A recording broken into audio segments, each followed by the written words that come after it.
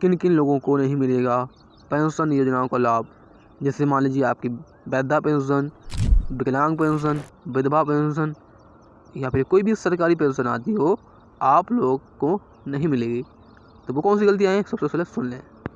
जिनकी आय निर्धारित सीमा से अधिक है, जैसे सरकारी पेंशन योजनाओं का लाभ केवल उन्हीं लोगों को मिलता है जिनकी पारिवारिक आय एक निश्चित सीमा से कम है या सीमा समांतर, जैसे कि 1 लाख रुपये से लेकर 2 लाख रुपये प्रति वर्ष तक होती है। तो राज्य और योजनाओं अनुसार अलग अलग। यदि किसी व्यक्ति की आय इससे अधिक है तो उसे पेंशन का लाभ नहीं मिलेगा। तो यहाँ से एक बात निकल कर आ जाइए, ठीक है। अब जैसे उदाहरण के लिए आप चाहे वृद्धा पेंशन हो, चाहे विधवा पेंशन हो या फिर दिव्यांग पेंशन हो, कोई भी हो। फिर नंबर 2 पर है जो व्यक्ति आयताकार। यदि कोई व्यक्ति उसके परिवार का कोई भी सदस्य इनकम टैक्स फाइल करता है तो वह पेंशन योजनाओं के लिए अपात्र माना जाता है। सरकार का मानना है कि पेंशन लोग टैक्स भरते हैं और वे आर्थिक रूप से संपन्न हैं, उन्हें सामाजिक सुरक्षा की जरूरत नहीं है। नंबर 3 पर है सरकारी सेवा में कार्यरत या पेंशनधारी व्यक्ति। पेंशन योजनाओं का लाभ उन्हें नहीं दिया जाता है जो पहले से केंद्र या राज्य सरकार की नौकरी में है, किसी भी अन्य स्रोत में से नियमित पेंशन प्राप्त कर रहे हैं, जैसे EPFO या अन्य निजी पेंशन योजनाओं से जुड़े हैं। इसका उद्देश्य है कि एक व्यक्ति को दोहरी पेंशन का लाभ नहीं मिल पाएगा। जिनके पास नंबर 4 पर है जिनके पास जरूरी डॉक्यूमेंट्स नहीं है।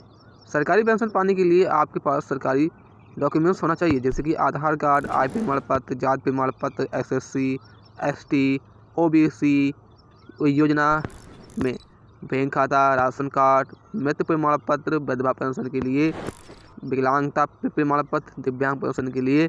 अगर आपके पास किसी भी ये डॉक्यूमेंट्स नहीं है या फिर फर्जी है तो उसे लाभ नहीं मिलेगा, ठीक है। फिर नंबर 5 पर है दोहरी लाभ उठाने वाले व्यक्ति। कई बार लोग 2 जगह या उससे 2 योजनाओं से पेंशन लेने की कोशिश करते हैं, तो ऐसा करना कानूनन गलत है। यदि ऐसा मामला पकड़ में आता है तो पेंशन बंद कर दी जाती है, वसूली की जाती है, कानूनी कार्रवाई हो सकती है। नंबर 6 पर है जो व्यक्ति लाभार्थी सूची में नहीं है, जैसे कि सरकारी योजना लागू करने के लिए सरकार लाभार्थी की सूची बनाती है जो आमतौर पर SC, SCC डेटा ग्राम पंचायत की सिफारिश या स्थानीय सर्वे के आधार पर बनती है। यदि कोई व्यक्ति इस सूची में शामिल नहीं है तो वह योजना से बाहर हो सकता है, भले ही आप पात्र क्यों ना हो। नंबर 7 पर है जिन्होंने समय से आवेदन नहीं किया। कई बार लोग आवेदन करने में देरी कर देते हैं या फिर जरूरी जानकारी समय पर नहीं देते हैं, जिसका उनका नाम लाभार्थी सूची में नहीं आता है, फिर उनका आवेदन अधूरा रह जाता है। तो ऐसी स्थिति में पेंशन रोक दी जाती है तो या फिर शुरू नहीं होती है। नंबर 8 पर है जिनका आधार बैंक खाते से लिंक नहीं है। आप पेंशन की राशि DBT डायरेक्ट बेनिफिट ट्रांसफ़र के जरिए सीधे बैंक खाते में ट्रांसफ़र की जाती है। यदि बैंक खाते आधार से लिंक नहीं है तो आपको पैसा नहीं मिल पाएगा, बैंक खाता निष्क्रिय हो जाता है। या फिर आपने IFSC कोड गलत दे दिया है तो ऐसे में पेंशन नहीं पहुंचती है और इसका लाभ नहीं दिया जाता है। नंबर 9 पर है जो झूठी जानकारी देकर आवेदन करते हैं। कुछ लोग योजना का लाभ लेने के लिए गलत जानकारी देते हैं, जैसे कि उम्र अधिक दिखाना या फिर विधवा होते हुए पुनर्विवाह करना, जानकारी छुपाना या फिर विकलांगता या फर्जी प्रमाण पत्र देना।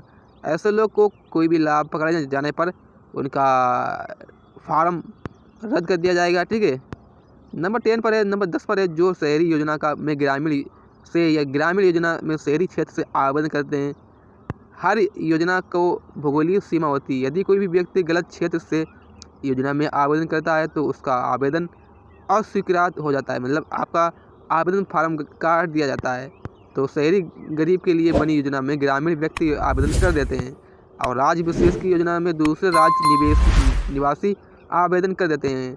तो ऐसे में आपको पेंशन नहीं मिल पाती है, ठीक है। तो जो भी मैंने आपको ये 10 चीज़ें बताई हैं, अगर आप इसे अच्छी तरीके से समझ में आ गया हो तो प्लीज़ इस वीडियो को ज़्यादा से ज़्यादा शेयर करें अपने दोस्तों के पास, व्हाट्सएप पर, फेसबुक पर, इंस्टाग्राम पर, और वीडियो को लाइक भी करें। Thank you.